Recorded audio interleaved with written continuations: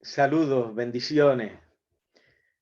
Este es el doctor Samuel David Pagán para Holy Spirit Christian University. Estamos grabando la segunda clase de la Biblia hebrea que por un problema técnico tuvimos con los estudiantes y no se grabó. Así es que quiero hacer un resumen de la clase y que quede grabado para los que no asistieron tengan el beneficio de poder tener una guía de estudio. Estamos hablando, hoy es 6 de septiembre, lunes, y es nuestra segunda clase. Quiero comenzar por una revisión que hicimos histórica de las fechas y eventos principales que se narran en la Biblia hebrea. Sabemos que todo comienza desde la creación y algunos dicen que son 10.000 años antes de Cristo, otros dicen que son 100.000 años y otros dicen que hasta 2 millones de años antes de Cristo. Eso depende del científico que le hable. De todas formas, sabemos que Dios nos creó. Y allí en el libro de Génesis se narra cuando el Padre, el Hijo y el Espíritu Santo dijeron: hagamos al hombre a nuestra imagen y a nuestra semejanza. Y en Cristo Jesús fueron creadas todas las cosas. Hagamos, ahí está la Trinidad completa, Padre, Hijo y Espíritu Santo. Y Jesucristo comienza el libro sagrado con la creación. En él fueron creadas todas las cosas, dice el apóstol Pablo. Mucha gente van a la Biblia hebrea y leen y dicen: Cristo no va a aparecer hasta Mateo, el Nuevo Testamento. Y Jesucristo está predicado, enseñado, revelado en toda la Escritura, desde el Génesis hasta el Apocalipsis, desde la primera letra hasta la última letra en el libro final. Estamos estudiando la Biblia hebrea y tenemos que entender que son los hechos que están en la Biblia hebrea, son históricos y han sido corroborados, muchos de ellos históricamente, arqueológicamente. Hay una lectura arqueológica de algunos que niegan prácticamente todo lo que está en la Biblia hebrea, pero en la última etapa de la segunda mitad del siglo XX al XXI ha habido muchos yacimientos arqueológicos que cuestionan esas conclusiones del siglo XIX, principios del siglo XX, donde prácticamente la arqueología en general decía que era muy poco lo que se había corroborado de la Biblia hebrea. De todas formas, esa no es mi posición. Ya a finales del siglo XX, siglo XXI, estamos hablando de la Biblia hebrea como un documento no tan solo teológico, no es un mero documento teológico, especulativo, mitológico. Es un documento histórico teológico. Incluye elementos históricos y vamos a ver varios de los eventos que están en la Biblia hebrea y los vamos a ubicar cronológicamente, con fecha, de lo cual consideramos que hay evidencia histórica para localizarlo. Estamos hablando luego de la creación, ya la mencionamos, en la prehistoria, allá en el origen. Vamos a estar viendo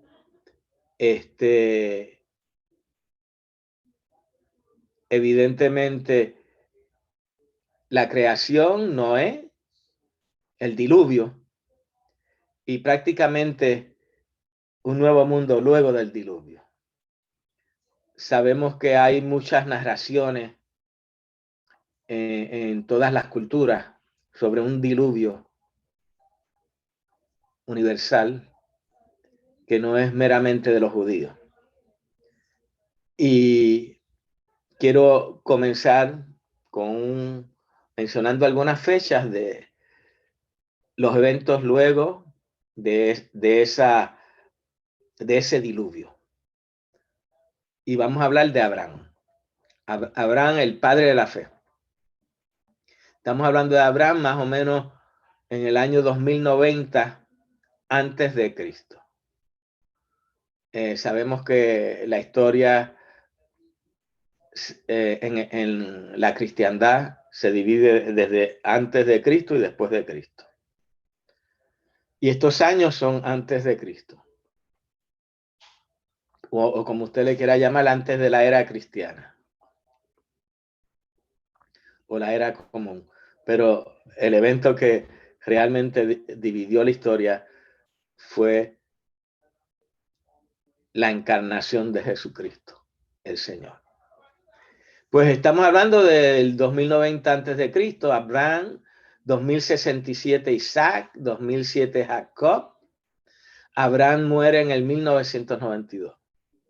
Voy a hacer rapidito con esto de las fechas. Pueden ver su documento donde están esta tabla histórica, cronológica, que se titula Main Events in Biblical History.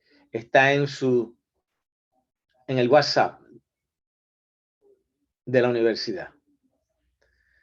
Vamos a seguir por ahí.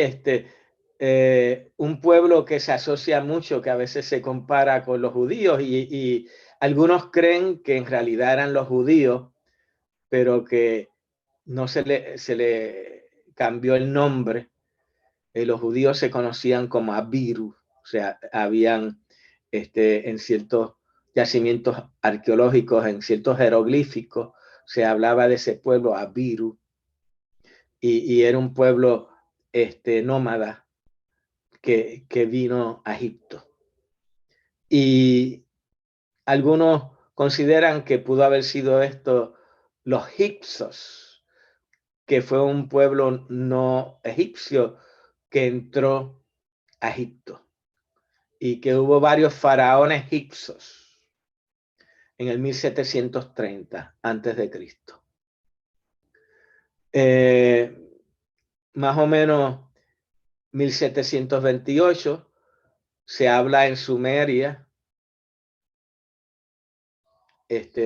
Hammurabi, del código de Hammurabi, el gobernante de Sumeria. En Sumeria surgió la escritura y prácticamente esa es la época más o menos de la historia, donde surge la historia, pero la primera escritura fue en forma de jeroglífico y que fueron evolucionando hacia signos, símbolos, donde se crearon los diferentes alfabetos antiguos. Hay una tabla, varias tablas que las pusimos en su WhatsApp sobre los idiomas antiguos y sus alfabetos. Y el alfabeto hebreo está ahí. Y su equivalencia con el alfabeto nuestro. Así es que surge la escritura, surge la historia. Antes de la escritura es la prehistoria. Y de los primeros alfabetos fue sumerios, los sumerios.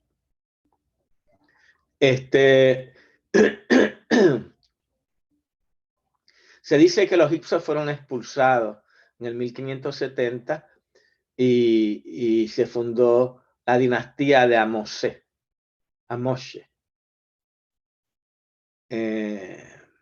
Algunos creen que Moshe de Moisés, que ese fue, por eso se le dio ese nombre a Moisés, pero eso es pura especulación.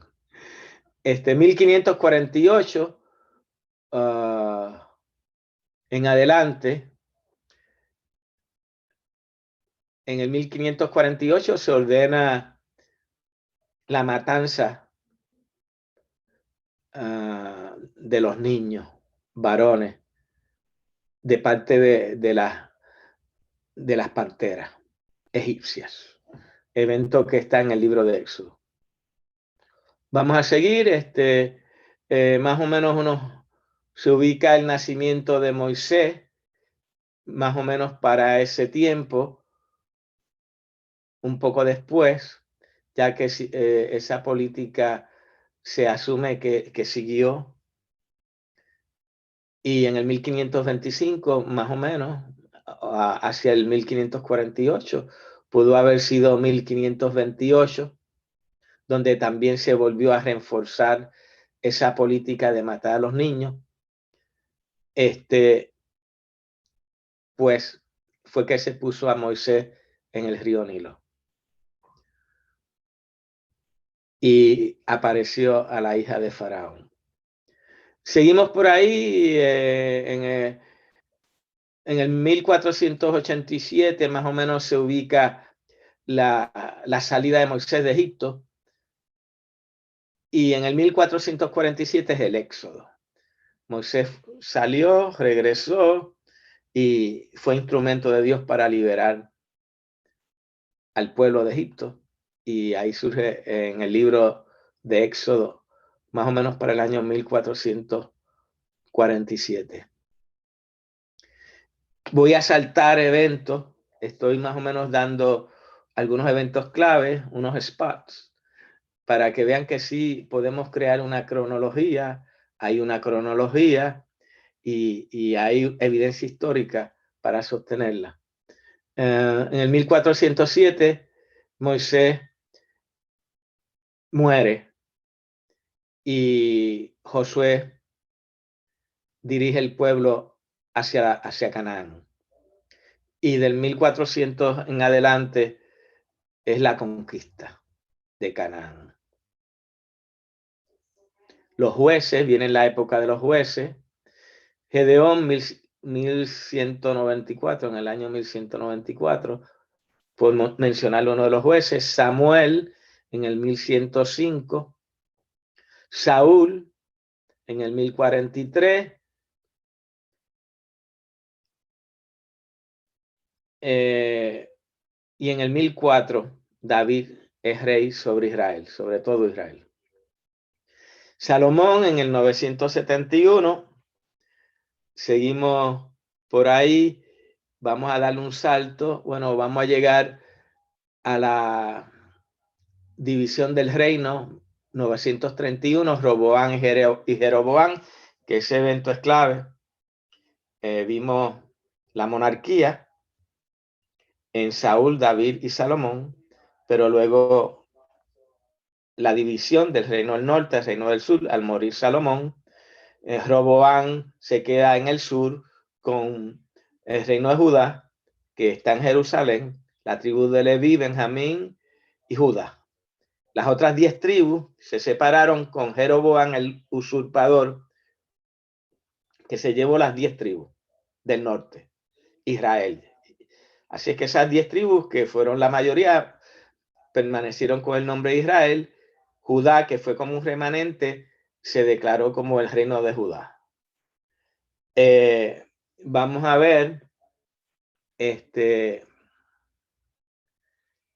año en que Asiria, los asirios, a través de Sargón II, invaden a Siria, a Samaria, ocupan Samaria, que es la capital del reino del norte, toman las tribus cautivas, las 10 tribus cautivas son las que vamos a llamar las tribus perdidas, se van a desintegrar, las van a dispersar, pero no va a quedar rastro de ellas.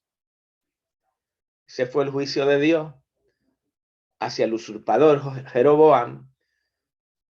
Quedó el reino de Judá en Jerusalén, con los levitas haciendo los ritos del templo de adoración, pero el pueblo también pecó y hubo mucha influencia de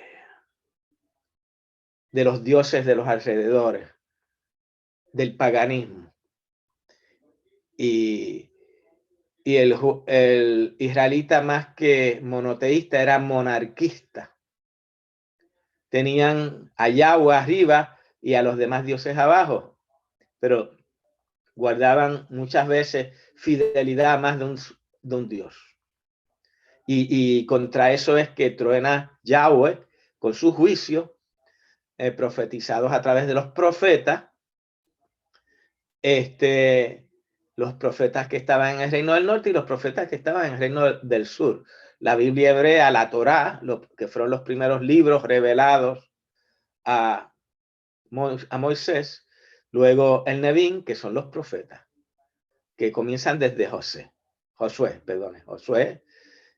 Ahí están lo que nosotros reconocemos jueces, Samuel, que ahí no es primera y segunda de Samuel, ahí es Samuel en la Biblia hebrea. En el canon nuestro es primera y segunda. Reyes, no es primera y segunda de Reyes, es Reyes, punto. Crónica es el último libro de la Biblia hebrea, tampoco es primera y segunda de Crónica, es Crónica. En el canon cristiano se dividió en primera y segunda, pero es lo mismo. Así es que tenemos la destrucción del reino del norte y viene juicio también contra Judá. En el 586, los babilonios, dirigidos por Nabucodonosor, destruyen Judá y se llevan deportados a lo mejor de la sociedad judía, son trasladados, deportados. Ahí va el profeta Ezequiel, ahí van la familia real, ahí va todo el mundo.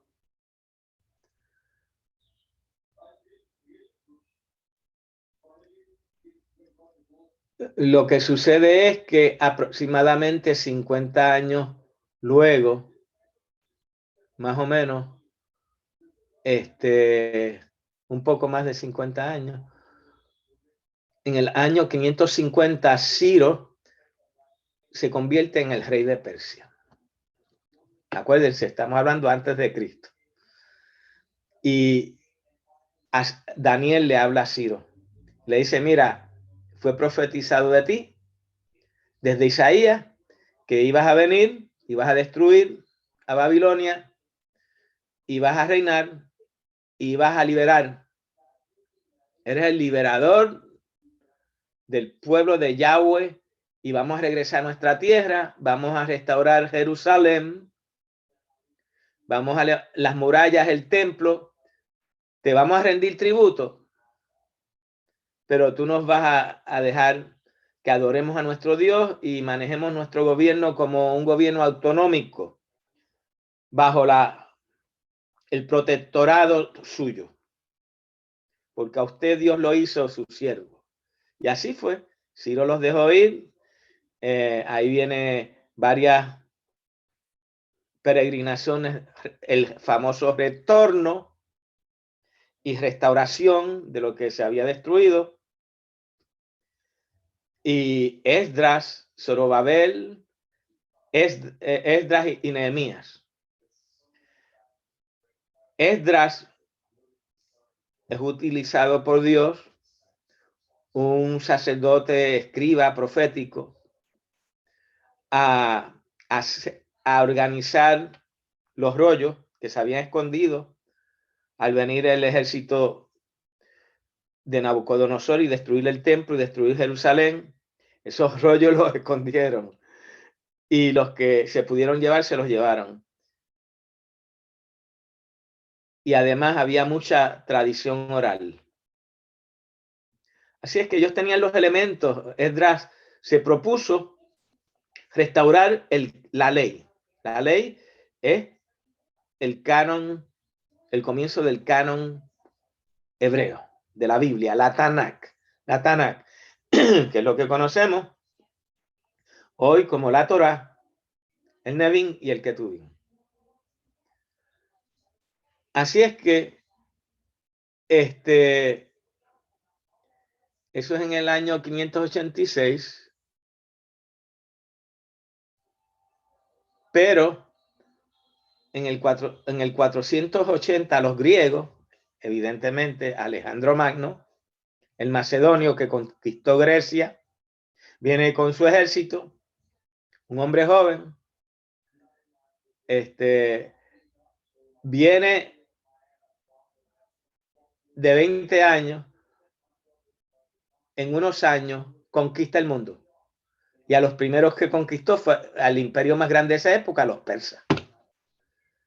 En el 480 derrota a Jerjes en Salamina. Así es que hubo varias, de ahí en adelante hubo conquistas, hasta que muere Alejandro Magno y varios de sus generales se dividen el reino.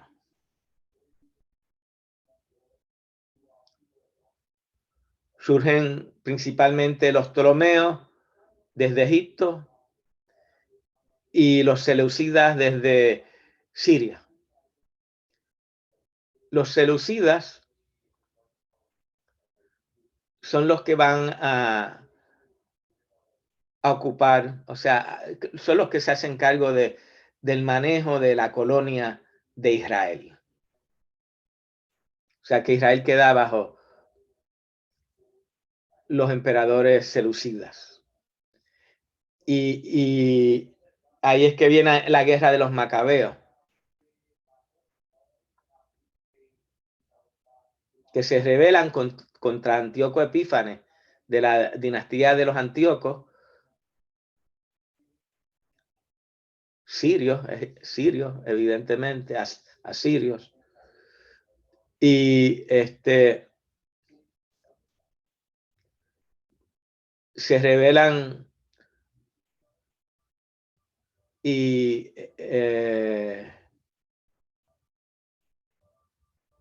logra Israel por primera vez una independencia. Los macabeos, los macabís, Matatías Macabeo, en el templo, en un momento dado que lo están forzando a sacrificar un cerdo al sacerdote, él coge y mata al sacerdote y mató al romano que estaba allí al lado del sacerdote obligándolo, y comienza la revuelta de los macabeos.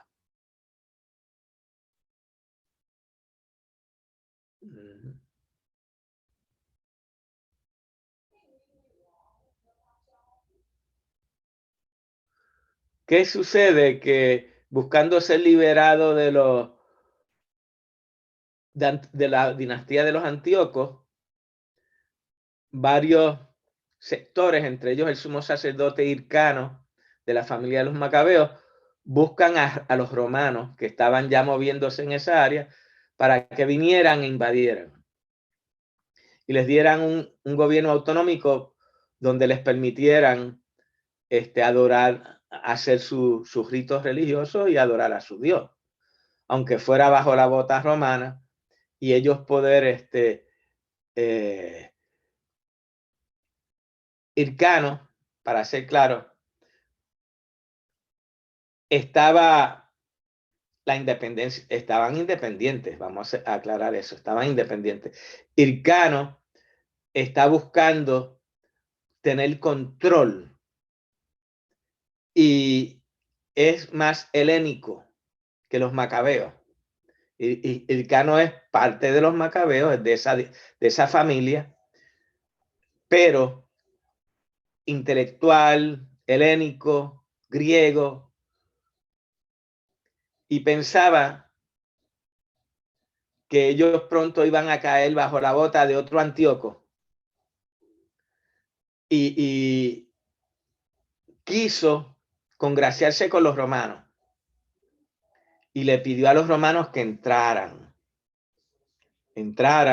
porque ya pensaba que iban a volver los griegos, aquellos que los obligaban a adorar, a meter la estatua de Zeus dentro del templo y a sacrificar animales inmundos. Así es que Hircano fue y negoció con Pompeyo. Pompeyo entró,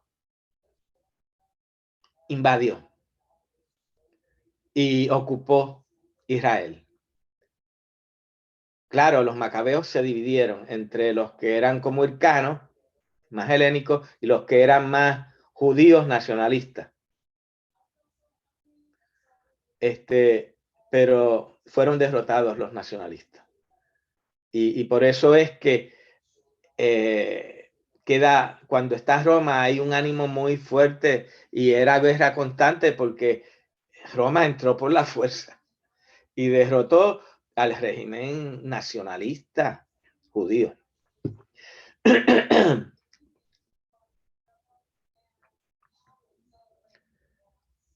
Luego de eso viene Julio César, trae a Poncio Pilato, que está casado con una descendiente de él, y estamos en la época de Jesucristo nuestro Señor, donde se divide la historia entre antes y después de Cristo.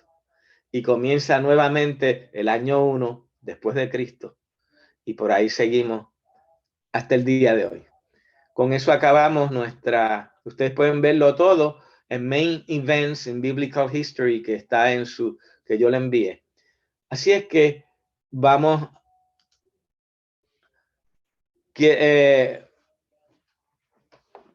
estábamos hablando de hermenéutica, tan pronto acabamos con lo histórico. Vamos a resumir. Hermenéutica es cómo interpretar el Antiguo Testamento. Es metodología.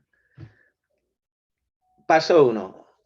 Método literal, gramatical. Implica que el primer acercamiento al texto que vamos a hacer es para saber su significado literal. Para eso vamos a ir a los idiomas. Los idiomas hebreo, arameo, griego son los idiomas bíblicos. Aunque la parte de aramea es muy poca y luego se convirtió la tradujeron al hebreo, sí el Antiguo Testamento o la Biblia hebrea se tradujo antes de Cristo en la Septuaginta, la Biblia de los 70, que era de los 72, no era de los 70, pero se le llamó así. Y el Nuevo Testamento se escribe en griego koiné. ¿Por qué? Porque desde más o menos 200 años antes de Cristo y digamos, desde los tiempos de Alejandro Magno hasta los tiempos de los macabeos, la influencia griega había sido tremenda en el mundo. Eran los que dominaban. Luego de los griegos, pues vinieron los romanos. Se levantaron los romanos y adoptaron la cultura griega. Así es que el idioma griego es esencial. El Nuevo Testamento y aún la Biblia hebrea está traducida al griego, la Septuaginta. Anterior a eso, el hebreo y el arameo, principalmente el hebreo. Así es que usando las herramientas que tenemos en la mano, de las cuales yo les hablé a los estudiantes, hay léxicos. Les envié a su WhatsApp el abecedario hebreo y su equivalencia con el nuestro. Y la idea es que usted por lo menos pueda leer hebreo y griego. Y usted pueda ir a un léxico, que es un diccionario, y buscar las palabras, irlas analizando poco a poco, ir construyendo el significado literal. Hoy en día hay muchas herramientas. Hay softwares, o sea, con medios electrónicos para, mediante interlineal y transliteración, usted puede hasta leer los idiomas bíblicos y el interlineal le da el significado en español o en inglés.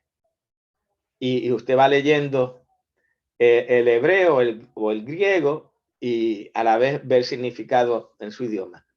Hay una concordancia que se llama la concordancia Strong, S-T-R-O-N-G, Strong, que es el autor, el doctor Strong, que ayuda mucho para empezar cuando uno no conoce bien los idiomas bíblicos. Sencillamente, usted busca cualquier palabra ahí del Antiguo o del Nuevo Testamento y tiene un numerito. Y le dice en todos los versículos que se menciona el numerito, si es una palabra del Antiguo Testamento. Al final, Strong tiene un diccionario en hebreo y un diccionario en griego con el numerito. Si usted sabe el idioma, busca el numerito. En la Biblia hebrea, que es la que estamos trabajando, y ese es el número de la palabra. Y ahí le da el significado de esa palabra y le da varios significados si hay más de uno, porque es concordancia también. Le dice en todos los lugares donde esa palabra se menciona. Esa herramienta fue la primera, antes de haber softwares y cuestiones electrónicas, aplicaciones, hay hasta aplicaciones gratuitas de interlineal, del hebreo, del griego, y te dan un léxico en hebreo y otro en griego, y puedes sacar los significados. Puede ir a su teléfono y buscar aplicaciones interlineal, griego, del hebreo, de la Biblia hebrea, interlineal del griego del Nuevo Testamento. Y con léxicos, que son los diccionarios. Hay desde los gratis hasta los bien caros, como sería Logos y Sondervan, que son sistemas completos educativos y que tienen sus medios electrónicos. Como nosotros queremos que usted aprenda rudimentariamente y no apriete un botón y le den todas las palabras, pues no lo usamos dentro del salón de clase. Puede usar Strong, que está empezando, porque por lo menos ahí usted mismo busca las cosas. Así es que vamos a continuar. Estamos hablando de hermenéutica, primero el método literal. Usted construye el significado literal, lo ubica, hay que ubicarlo en el contexto del que lo escribió. Ese es el segundo método. El método contextual de contexto es el método histórico. Vamos al método histórico para ocultar el trasfondo histórico del autor. Es que es en la antigüedad. En qué fecha, en qué lugar, cuáles eran las circunstancias históricas. De igual forma, después que usted se ubica en la antigüedad, que sería el método sincrónico, donde no queremos contaminar nada que no sea lo que se dijo en la antigüedad. Esa es una forma de algunos hacer hermenéutica. No es la forma que yo considero la más apropiada. Los que somos, digamos, de inclinación pentecostal, apostólica, carismática, que creemos en la vivencia del Espíritu Santo en nosotros, pues postulamos también que hay una interpretación que no es meramente sincrónica, que es la de la antigüedad, sino que es diacrónica. Diacrónica quiere decir, una vez yo defino lo que ese texto dice a los antiguos en su época en que se escribió por el autor. Ahora busco el punto de vista del lector. El lector está buscando sentido en la Biblia para aplicarlo a su experiencia espiritual. Y eso ya estamos hablando de un método diacrónico, donde pasamos del autor y la antigüedad al lector y la actualidad. Pues también usamos un método histórico, contextual, donde definimos dónde estoy yo, cuál es mi historia, cuál es mi ubicación histórica, veo dónde está el que escribió el texto y creamos el puente de comunicación de sentido, donde el Espíritu Santo es el que crea ese puente y nos revela, nos enseña la escritura a nosotros hoy en nuestra situación histórica, en nuestro tiempo. Así es que pasamos del método sincrónico, que es tan solo del autor, al método diacrónico, donde está el lector. Y el lector, por medio del Espíritu Santo, le es revelado sentido del texto que va más allá de lo que se reveló en la antigüedad. Y de ahí salimos al tercer método, al método sociológico. Estábamos en el ambiente del predicador, del estudioso de la Biblia, en su escritorio. Ahora salimos del escritorio y de la iglesia a la sociedad. La palabra de Dios no es nada más que para el individuo y la iglesia. La palabra de Dios es al mundo entero. Hay mucha palabra de Dios en la Biblia para los gobernantes. De hecho, los profetas en su mayoría le profetizaban a los reyes, a los gobernantes, a los miembros a los sacerdotes del templo, al pueblo. Sencillamente, el método sociológico nos va a ayudar a nosotros poder no tan solo traer la escritura a nuestro día, sino aplicarla a la sociedad. Ese es un método por sí solo que se puede estudiar. Hay mucha literatura que tiene que ver con el método sociológico. La cuarta, y debió haber sido la primera que lo cubre todo, es la base de todo, es el método neumático o neumatológico. Algunos le llaman neumático, yo le llamo neumatológico. Lo prefiero. Porque yo digo que neumático me suena a llanta de carro. Pues prefiero neumatológico, que es la lógica del espíritu. El Espíritu Santo también tiene, nosotros somos racionales, tenemos el intelecto, pero el Espíritu Santo nos da la mente de Cristo. Eso es lo que nos da el Espíritu Santo, la mente de Cristo. Y de esa forma nos es revelada.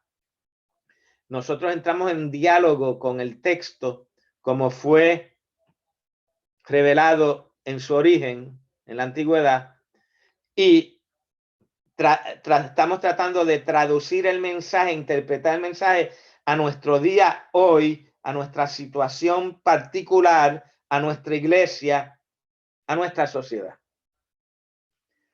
Quien crea ese puente didáctico, revelatorio, es el Espíritu Santo. Y por eso es que hablamos de método neumatológico, el método del Espíritu Santo. Y las personas así que somos pentecostales, carismáticos, apostólicos, como usted le llame, que creemos en la iglesia neotestamentaria del libro de los Hechos y que creemos que somos una continuidad, que la historia de la iglesia no se acaba en el libro de los Hechos, continúa hasta el día, hasta que Cristo venga. Entonces entraremos en la eternidad, en los juicios de Dios y la eternidad. Así es que mencioné las cuatro formas, hablé de sincrónico, de diacrónico, algunos que no son de nuestra tradición de Pentecostés, llámese pentecostal, apostólico, proféticos, iglesias proféticas, iglesias neotestamentarias. Hablamos de un método neumatológico, pero otros, aunque no hablan de un método neumatológico como hablamos nosotros, hablan de un método cristológico o cristocéntrico. Y quiero leer algunas expresiones que les di, que ustedes las pueden leer. Voy a ir rápidamente con algunas de las expresiones sin explicar mucho para que ustedes las lean. entre los primeros documentos que le di en su página, en su WhatsApp, abrí uno y dice así: en el Antiguo Testamento en forma de promesa y tipo, y en el Nuevo Testamento en forma de cumplimiento antitipo. Cristo Jesús es la revelación de Dios mismo, la manera suprema como Dios se ha revelado a sí mismo en las Escrituras a través de la persona del Mesías de Cristo Jesús. En otras palabras, es un énfasis más que en el Espíritu Santo, en Cristo. Pero está diciendo que al ver el Antiguo Testamento, vamos a ver los tipos de Cristo, las promesas de Cristo. O sea que el Antiguo Testamento crea una base para la encarnación de Cristo en el Nuevo Testamento. El Antiguo Testamento es las promesas, el Nuevo Testamento es el cumplimiento. Interesante. O sea que ya sea un análisis, como usted le llame, cristológico, cristocéntrico, neumático, neumatológico, estamos buscando algo más que la mera interpretación del texto en la antigüedad. Estamos tratando de traerlo a nuestro tiempo. Estamos tratando de salir de ese método sincrónico a un método diacrónico. Día plural, múltiple. Que no tan solo habló en un tiempo, sí, antiguo. Y sigue hablando el texto. El texto tiene vida. El texto no está muerto. No es letra muerta. El apóstol Pablo dice, no es una hermenéutica de la letra. La letra mata, más el espíritu vivifica. Es una hermenéutica espiritual. Es una hermenéutica del Espíritu Santo. Y si le quieres llamar una hermenéutica cristocéntrica, cristológica, bienvenido. Pero no es meramente un texto de la antigüedad con una perspectiva puramente judía. El judío va a mirar el mismo texto, no tiene a Cristo en su corazón, por el contrario lo niega, va a tener un velo. Y lo dice el apóstol Pablo. El judío lee la Biblia, todavía leen la Biblia con un velo. Tienen que ser, el velo de ellos tiene que ser rasgado, para que entonces ellos puedan ver a Jesús en las Escrituras, en la Torá, en el Nevín, en el Ketubín. Dice aquí el autor, un Antiguo Testamento que no tenga a Cristo como personaje principal será solo una colección de historias desconectadas tomadas como ejemplo moral o judaísmo, será todo menos cristianismo. El Antiguo Testamento es la promesa acerca del advenimiento de Cristo. El Nuevo Testamento, el cumplimiento. Mientras que el Antiguo Testamento mira hacia adelante, el Nuevo Testamento mira hacia atrás.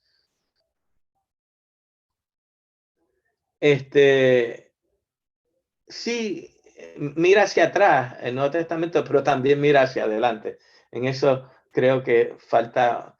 Lo que él quiere decir es que respecto a la venida del Mesías, el Antiguo Testamento, ahí están las promesas. Respecto a la venida del Mesías, en el Nuevo Testamento está el cumplimiento. Pero hay una labor que la iglesia tiene que llevar a cabo en esta tierra hacia el día de la venida de nuestro Señor Jesucristo. Esas escrituras nos siguen hablando. No es que ahí se acabó todo, no es que las escrituras hablan nada más que del Mesías Cristo y ya se acabó. No, sigue el Mesías laborando a través de una iglesia, a través de la cual Él se está revelando al mundo, porque no basta con haber venido allí y haber dado su vida en la cruz y resucitado. Es que esa resurrección ha de seguirse manifestando en el mundo hasta que hay un escatón. Un escatón es una irrupción de Dios del cielo en la tierra en su venida, para entonces cambiarlo todo. Una completa restauración. Por eso dice en Hechos 3:21, es necesario que a Cristo el cielo les reciba hasta el tiempo de la restauración de todas las cosas que Dios ha hablado a través de sus siervos, los profetas. O sea que lo que hablaron los profetas no se acaba meramente con la venida física de Jesús, la encarnación, muerte y resurrección, sino que sigue, Cristo sigue trabajando a través de una iglesia que es llena del Espíritu Santo, neuma, el neuma santo de Dios, y nos lleva a completar la labor que Cristo comenzó. No se acaba la labor con la resurrección. La labor sigue hasta el día que Cristo venga.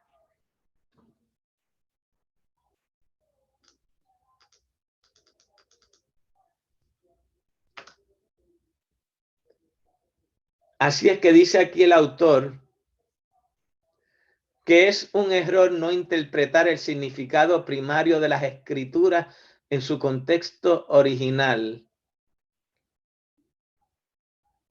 De la misma manera, es un error no hacerlo a la luz del todo de las escrituras. En otras palabras, tenemos la Biblia hebrea. Su primera lectura es lo que le dijo esa palabra al pueblo de Israel en aquel momento. Su segunda lectura es lo que nos dice a nosotros hoy. Y sigue diciendo hasta que Cristo venga. La palabra nos sigue hablando.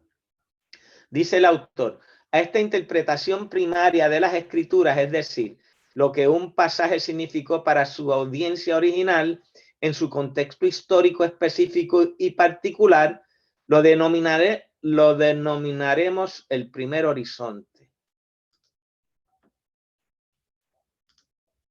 A la manera como se unen las piezas como un todo y como relaciona los particulares con el general, es decir, la imagen final del rompecabezas, lo llamaremos horizonte 2. En otras palabras, abordamos el texto, sacamos la interpretación literal según el autor que le escribió, según su contexto original histórico. Esa es la primera lectura. Segunda lectura, pasar de lo sincrónico a lo diacrónico. Crear el puente de diálogo entre el que lo escribió, el autor, y el lector. Entra el lector en escena, entra su momento histórico, entra su tiempo, su espacio, y comienza el diálogo del Espíritu Santo con nosotros.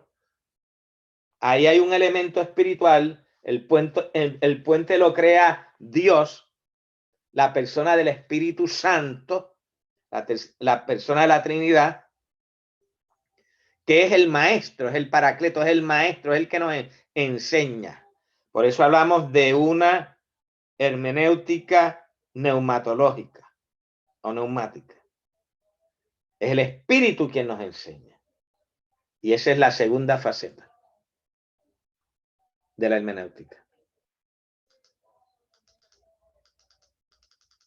Bueno, sí quería que vieran también que del del libro del doctor Miguel Álvarez, que es un gran amigo, que es el presidente, el director de educación de toda América Latina.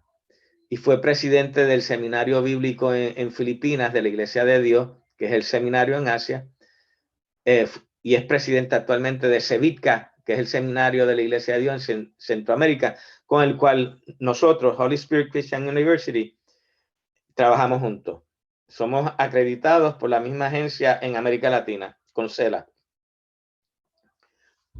CONCELA acaba de entrar a los Estados Unidos y también está haciendo trabajo aquí. Nosotros somos parte con el doctor Miguel Álvarez de la Junta de Directores de CONCELA aquí en los Estados Unidos. Estamos comenzando ese trabajo de acreditar seminarios de habla castellana. Ok, pues del libro del doctor Miguel Álvarez, estamos hablando de la sección 12 del libro Fundamentos de la Interpretación Neumática. Deben leer todo ese capítulo. Hay otro capítulo más que es la narrativa histórica en la interpretación neumatológica o neumática, y él explica cómo lo histórico no es ajeno a la interpretación del espíritu. El espíritu trabaja con nuestra realidad histórica, dónde estamos, y el mensaje que Dios nos quiere dar, el mensaje que Dios dio en la antigüedad, en aquel momento, y el mensaje que Dios nos quiere dar hoy. El sentido no es fabricación humana. El texto guarda un sentido para todos los tiempos y es revelado por el Espíritu Santo. Por eso es neumático. Es espíritu, el Espíritu de Dios quien nos habla, quien nos revela. Y ese Espíritu Santo es el que debe dirigir todo ese proceso hermenéutico. Lo ponemos método neumatológico no como que es lo último y menos importante, sino porque es el más importante.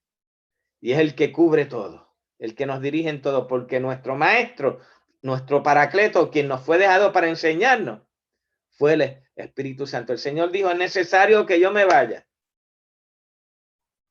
pero no os dejaré solo. Les dejaré mi Espíritu Santo, que el paracleto, que os guiará a toda verdad y os enseñará las cosas que yo les he hablado. Les recordará las cosas que yo les he hablado y les enseñará. Ese es nuestro maestro. Así es que voy a leer algo corto y ustedes lo leen completo allá en su casa. Está la narrativa histórica en la interpretación. Él explica eso, el doctor Miguel Álvarez, y también nos explica la interpretación pentecostal, yo diría neumatológica. Puede ser pentecostal, puede ser, llámelo usted carismática, llámelo usted apostólica, los apostólicos de hoy en día. Es lo mismo. Así es que quisiera leer una porción para que quede grabado. Dice, el método neumático establece las bases para la inspiración verbal de la escritura. Debido a que el autor humano fue inspirado divinamente durante todo el proceso de escrituración, el intérprete, por consiguiente, debe someterse a esa misma inspiración espiritual para poder entender el mensaje de la palabra. Esta posición definitivamente requiere una conexión espiritual entre el autor antiguo de la escritura y el lector presente. Esa es la conexión. El puente lo va a hacer el Espíritu Santo, el puente de comunicación entre lo antiguo y lo actual. Esto hace necesario que se establezca una conexión espiritual entre el lector actual y el escritor antiguo. El Espíritu Santo mismo sirve como puente entre ambos, ¿ves? Para así poder comprender el significado legítimo del texto.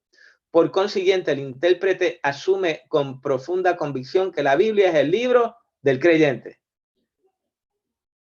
No es un libro de historia de la antigüedad meramente. Es el libro que sigue hablando a las comunidades de fe hasta que Cristo venga. Es el libro del creyente.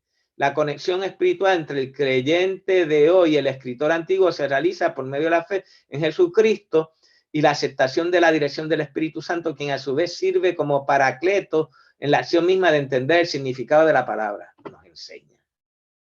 Si la Biblia fue inspirada en el contexto de fe, entonces esta debe ser interpretada en ese mismo contexto de fe. No es meramente individual por mi fe y porque yo soy llenado del Espíritu Santo, es que yo soy parte de una comunidad de fe que es llena del Espíritu Santo, donde yo he de dar mi interpretación. Ninguna interpretación de las palabras de Dios es privada, ha de ser juzgada. Y la legitimación de esa comunicación neumatológica de las Escrituras es confirmada a través del amén de la comunidad de fe.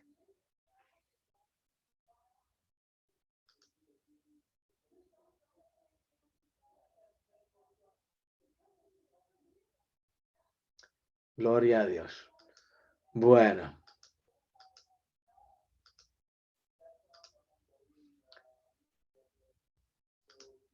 Dice aquí, vamos a leer algo de lo histórico. La teología pentecostal depende mucho de la narrativa histórica, especialmente de la narrativa del libro de los Hechos. Claro, es precisamente la experiencia del libro de los Hechos donde nace una iglesia llena del Espíritu de Dios, donde hay ministerio, porque el mismo, dice el apóstol Pablo, Efesios 4, 8 al 11, el mismo que descendió, ascendió, llevó cautiva la cautividad y dio dones a los hombres y constituyó a unos apóstoles, a otros profetas, a otros maestros, a otros evangelistas, a otros pastores para la edificación de los santos, para que ya no seamos niños fluctuantes llevados de aquí para acá ya por cualquier viento de doctrina, sino para que vayamos creciendo en amor, ¿verdad? Eso es lo que dice Pablo. Esa es la experiencia de la iglesia de los Hechos. Y esa experiencia continúa porque el libro de los Hechos no se acabó con la iglesia de los Hechos. La iglesia continuó, la historia del libro de los Hechos continúa hasta que Cristo venga. Y hasta que Cristo venga vamos a estar interpretando de una forma espiritual, dirigidos por el Espíritu Santo, neumática, neumatológica, la palabra de Dios. Y eso lo aplicamos no tan solo a la Biblia hebrea, sino al Nuevo Testamento, a toda la Biblia. Porque toda la Biblia sigue hablando de tiempo en tiempo hasta que Cristo venga. Tenemos que preparar a las futuras generaciones. Ellos van a vivir en un mundo diferente. El mundo en que vivimos nosotros no es el mismo mundo donde vivió Abraham ni Moisés. Y el mundo en que vivan mis nietos que nacieron los otros días no es el mismo de cuando yo nací. Y no va a ser, mucho menos con mis bisnietos.